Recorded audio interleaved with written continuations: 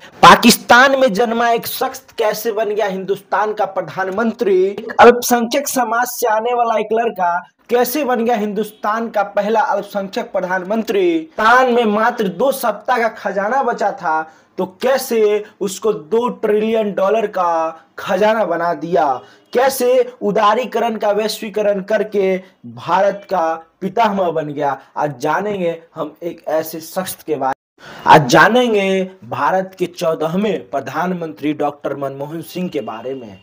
कैसा था उनका बचपन, कैसे वो एक नौकरी छोड़ के राजनीति में एंट्री किए और हिंदुस्तान के सर्वोच्च पद प्रधानमंत्री कैसे बन गए।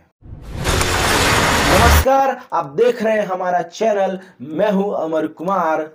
26 सितंबर 1932 में पश्चिमी पंजाब के चकवाल के गेहूं नामक गांव में जन्मा एक शख्स जो कि अभी पाकिस्तान का हिस्सा है हिंदुस्तान के बंटवारा के बाद, जिसके पिता का नाम गुरमुख सिंह था, जिसकी माता का नाम अमृत कौर था। हाँ, मैं वही शख्स के बारे में बता रहा हूं जो कि भारत के 14वें प्रधानमंत्री के रूप में जाने जाते हैं। मनमोहन कहते हैं कि उस गांव में उस वक्त फैसिलिटी के नाम पे कुछ नहीं था, न पीने को सही पानी थी, न देखने को रात में रोशनियां और बिजलियां हुआ करती थी, न इलाज के लिए सही अस्पताल थे। पार्टीशन के बाद वो हिस्सा, वो गांव जहां मनमोहन सिंह जन्मे थे, वो पाकिस्तान का हिस्सा बन गया। मनमोहन सिंह के माता का निधन बचपन में ही हो जाता है। उसके बाद इनका पालन पोषण इनके पिता गुरमुख सिंह और इनकी दादी करती है। मनमोहन सिंह बचपन से ही तेज दिमाग के थे और पढ़ने में बहुत ही रुचि रखते थे। पार्टीशन के बाद मनमोहन सिंह पूरे परिवार के साथ अमृतसर आके सेटल हो गए। यहीं पे उनकी पढ़ाई लिखाई चालू हो गई। इसके बाद उन्होंने अपनी पढ़ाई को आगे बढ़ाते हुए हिंदू कॉलेज में एडमिशन लिया और उसके बाद अपनी ग्रेजुएशन और मास्टर की पढ़ाई करने के लिए वो पंजाब यूनिवर्सिटी में दाखिला लेते हैं। पंजाब यूनिवर्सिटी से इकोनॉमिक्स में मास्टर करने के बाद वो यूनाइटेड किंगडम जाते हैं और वहाँ पे यूनिवर्सिटी ऑफ कैम्ब्रिज से सेंट जॉन से अपनी इकोनॉमिक्स थ्योरी में पढ़ाई को आगे बढ़ाते हैं। यूनिवर्सिटी ऑफ ऑक्सफोर्ड से इंपोर्ट और एक्सपोर्ट में पीएचडी कंप्लीट करने के बाद वह वापस अपने देश आते हैं और 1961 में पंजाब यूनिवर्सिटी पे एज अ सीनियर लेक्चरर वो पढ़ाना शुरू करते हैं। 2 साल पढ़ाने के बाद वो उन्हें प्रोफेसर बना दिया जाता है 1963 में। उसके बाद फिर से ये विदेश का रुख धारण करते हैं, रुख अपनाते हैं और यूनाइटेड नेशन के एक डिवीज़न में काम करने चले जाते हैं। UNCA, जिसका फुल फॉर्म है United nation conference trade and development. UNCTAD का काम है वर्ल्ड ट्रेड को प्रमोट करना। UNCTAD में काम करने के बाद ये फिर वापस अपने देश इंडिया आते हैं और इंडियन फॉरेन ट्रेड में एज अ एडवाइजर काम करना शुरू करते हैं। उसके 1 साल बाद 1972 में मिनिस्ट्री ऑफ फाइनेंस में इनको चीफ एग्जीक्यूटिव एडवाइजर बना दिया जाता है। फिर उनको अपने इनके काम और इनके लगनशील को देखते हुए फिर से इनको फाइनेंस मिनिस्टर का सेक्रेटरी बना दिया जाता है। देखते ही देखते 1982 में आरबीआई का गवर्नर बना दिया गया इनको। आप सोच सकते हैं, आरबीआई जो कि इकोनॉमी का स्टेबिलिटी को मेंटेन करने के लिए मॉनिटरिंग करता है। लगभग 2.5 साल आरबीआई के गवर्नर के रूप में काम किया।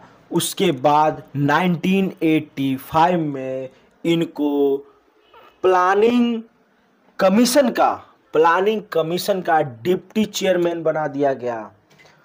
जस्ट 2 साल बाद 1987 में इनको पीएम इकोनॉमी का एडवाइजर के रूप में चुन लिया जाता है।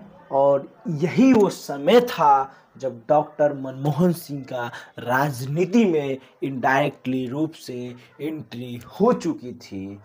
उसके 3 साल बाद लगभग 1991 में बीवी नरसिम्हा राव की सरकार में इनको फाइनेंस मिनिस्टर बना दिया जाता है।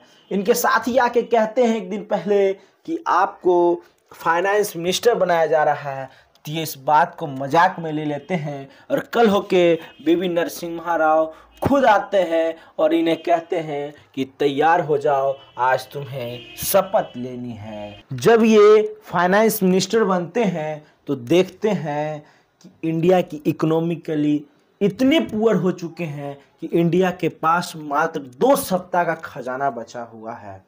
लेकिन सुख गुजार है ये हिंदुस्तान ऐसे महान शख्स का जिन्होंने इतने बुरे दौर से गुजर रहे हिंदुस्तान को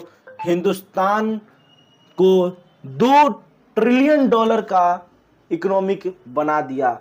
माना जाता है कि हिंदुस्तान में अभी तक सबसे ज़्यादा लगभग 7.7% से हमारा देश इनके समय आगे बढ़ा था, डेवलप किया था।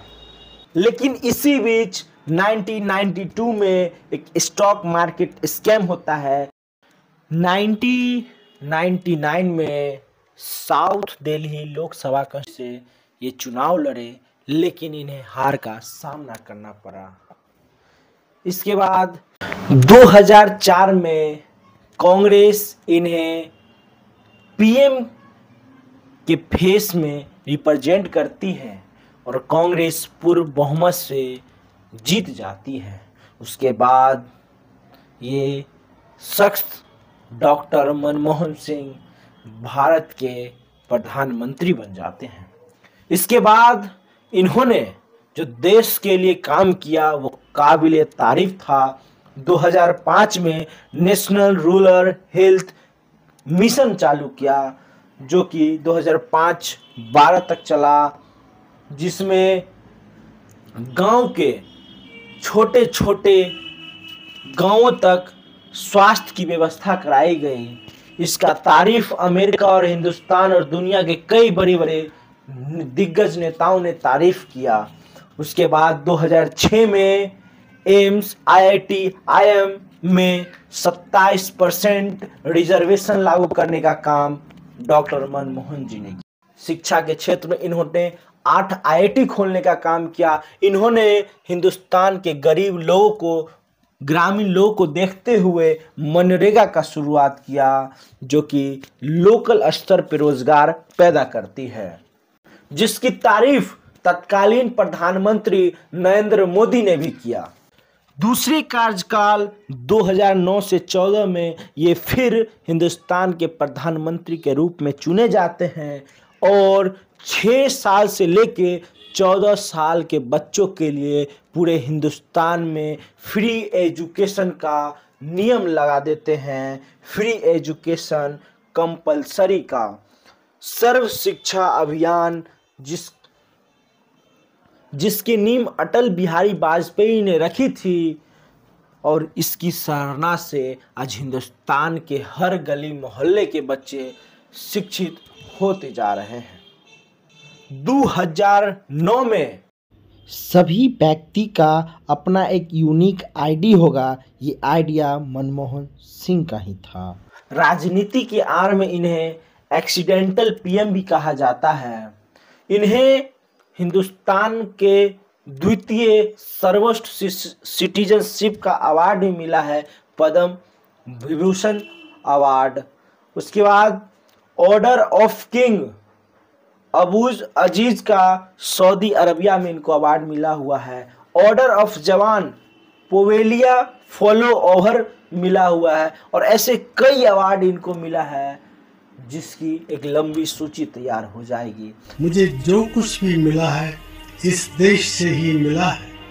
एक ऐसा देश जिसने बंटवारे के कारण बेघर हुए एक बच्चे को इतने ऊंचे पद तक पहुंचा दिया।